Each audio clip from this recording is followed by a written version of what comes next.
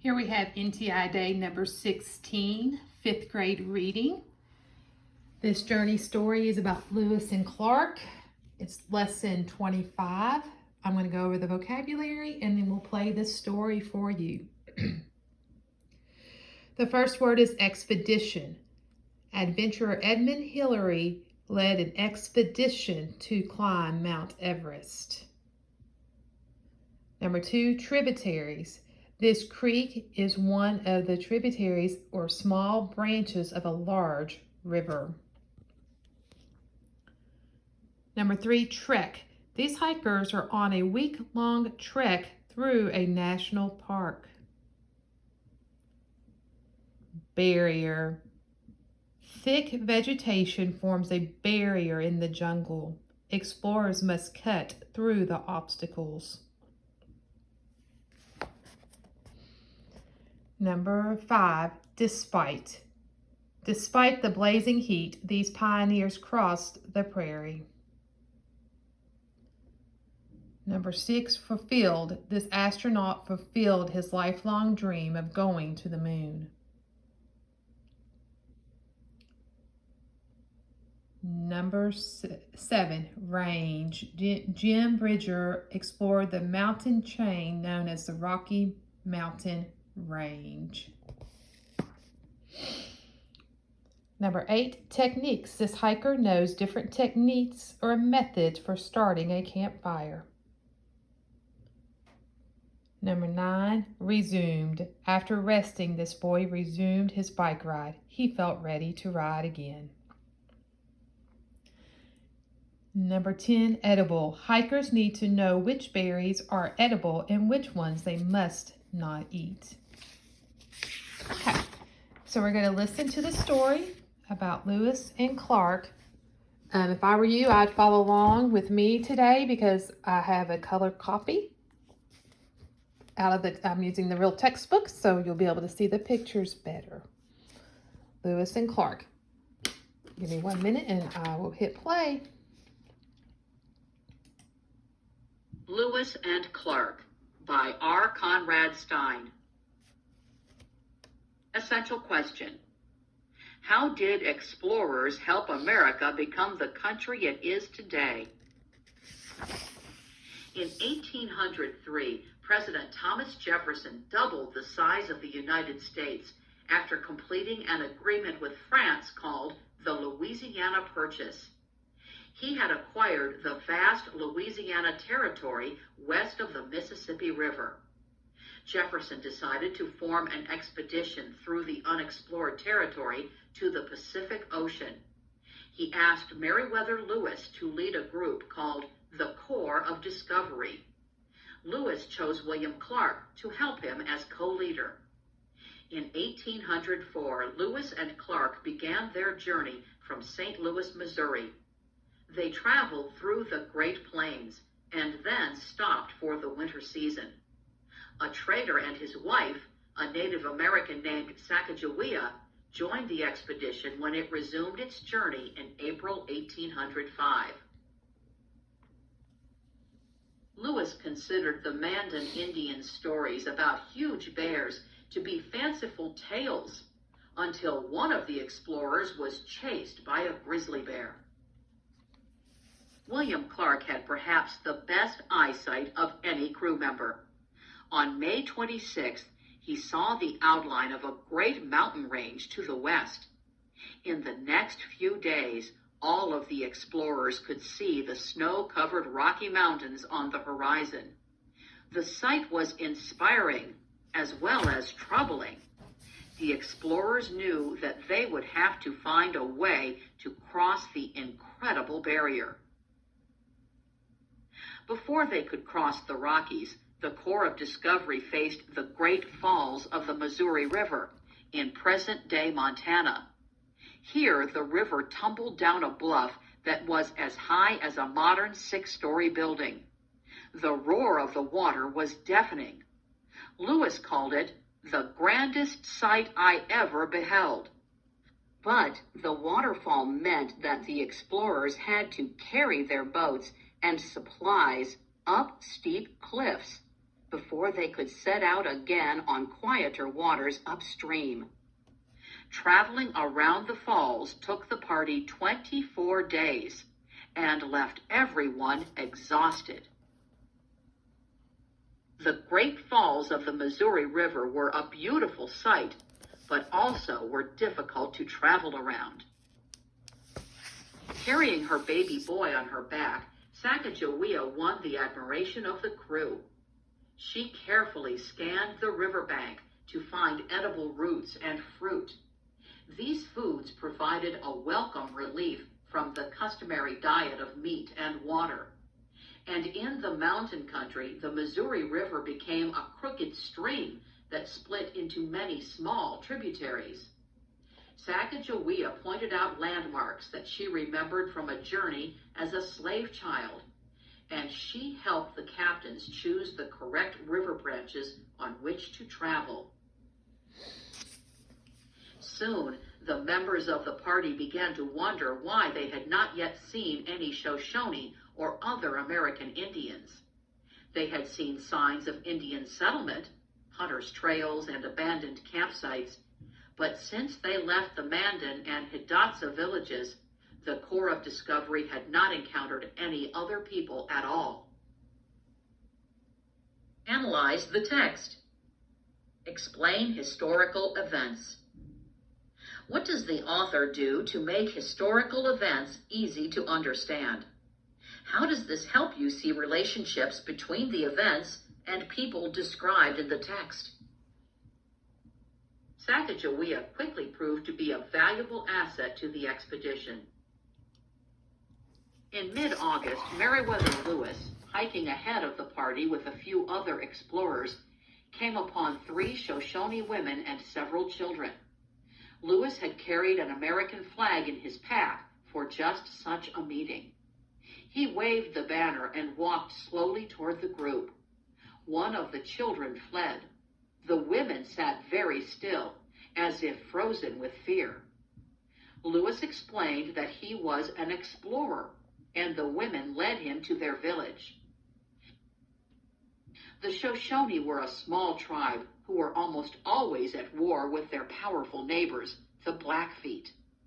They had never seen white people, but constant warfare made the Shoshone suspicious of all outsiders. Lewis hoped to buy horses from the tribe. Now that the rivers had all but disappeared, he needed horses to cross the peaks of the Rocky Mountains. But the chief, Cameawait, would not part with any of the animals. Lewis did persuade Cameawait to send a few Shoshone to find Clark and the rest of the party and bring them to the village.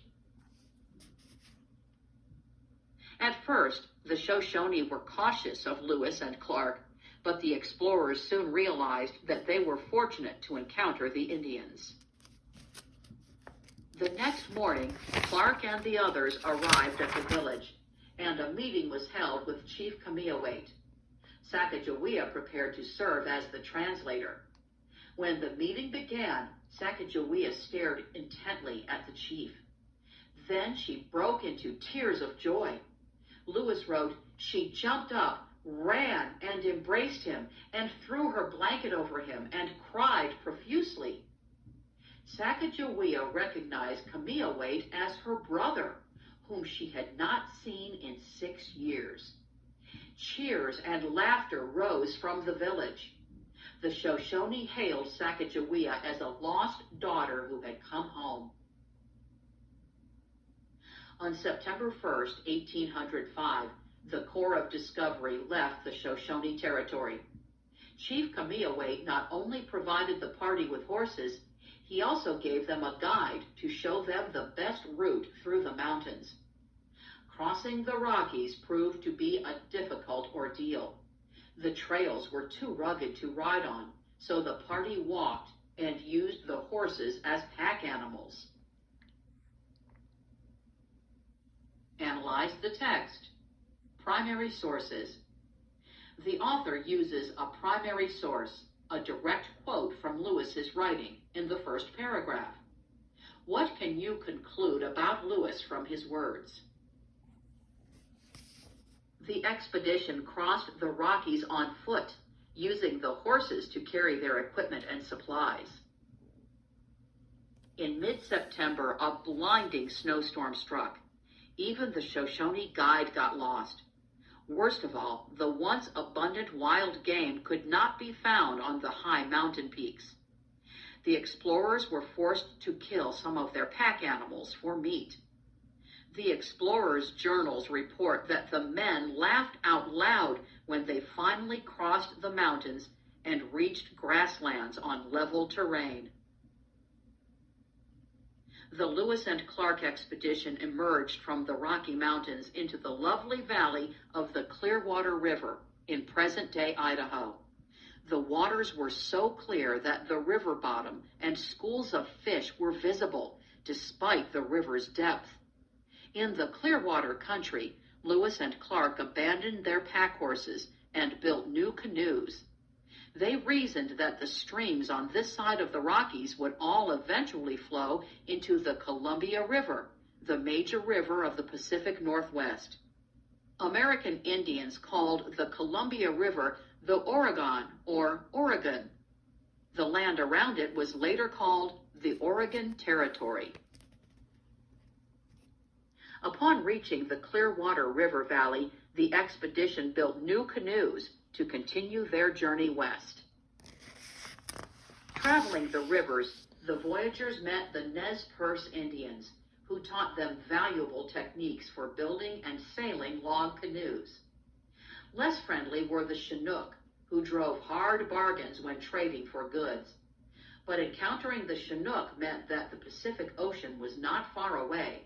One of the Chinook wore a black navy coat that he may have bought from a North American or European sailor. A dismal rain pelted the travelers in early November as they sailed down the Columbia River. They made a camp near an Indian village and spent a restless night. On the morning of November 7, 1805, the rain stopped and the fog cleared. A chorus of shouts suddenly went up from the camp. William Clark scribbled in his notes, "Ocean in view! Oh, the joy!" On the horizon, still many miles to the west, lay the great Pacific Ocean. Upon seeing the ocean, some of the explorers wept, and others said prayers of thanksgiving. The explorers experienced some difficulty in dealing with the Chinook Indians, but their encounter brought signs that the Pacific Ocean was near. But arriving at the Pacific Ocean did not end the Lewis and Clark expedition. The party still had to return home to St. Louis. President Jefferson had provided Meriwether Lewis with a letter of credit guaranteeing payment to any ship captain who would take the explorers to the eastern coast. The party made a winter camp at the mouth of the Columbia River, near present-day Astoria, Oregon, and kept a watch for ships. No vessels were spotted. Finally, on March 23, 1806, the crew broke camp and began the long trek east toward St. Louis. To the explorers, the 6-month return journey seemed to be easier than their first journey because they knew what to expect in the river and mountain country. When the crew reached the Mandan village, they said goodbye to Sacagawea and her husband and continued back to St. Louis. On September 23, 1806, the Lewis and Clark expedition arrived safely back in St. Louis, Missouri, where their journey had begun more than 2 years earlier. The travelers had gone a distance of just less than 4,000 miles, 6,400 kilometers, from St. Louis to the mouth of the Columbia River and back. But the twisting rivers and mountain trails meant that the Corps of Discovery had actually covered about 8,000 miles, 13,000 kilometers, on the history-making trip. Throughout the explorers' travels, they encountered more than 50 American Indian tribes. The explorers saw the Pacific Ocean for the first time near present-day Astoria, Oregon. The journals kept by Captains Lewis, Clark, and several members of their expedition have been compiled into many published accounts since the journey ended in 1806. The expedition returned with numerous samples of plant and animal life that had never before been seen by American scientists. Before the expedition, President Jefferson had hoped that the explorers would find a broad river that ships could use to sail directly to the Pacific Ocean. Lewis and Clark failed to find such a river, and the expedition was final proof that an inland waterway in North America did not exist. From St. Louis, Lewis and Clark traveled to Washington, D.C. Almost every town they passed through brought out bands to welcome them as heroes. In Washington, D.C., the explorers delighted President Jefferson with tales of grizzly bears and high mountain passes. The president said, "Lewis and Clark have entirely fulfilled my expectations. The world will find that those travelers have well earned its favor." To Meriwether Lewis and William Clark, the mission itself was their greatest reward. Traveling through virtually unexplored lands was an exhilarating experience that they would cherish for the rest of their lives. Although they faced many dangers, the thrill, not the peril, of the expedition burst from the pages of the journals they kept. As Lewis wrote the day he left the Indian village to enter the western wilderness, "I could but esteem this moment of my departure as among the most happy of my life." Analyze the text. Main ideas and details. What is the main idea of the text on this page? What is the selection's overall main idea? Identify the key details that support it.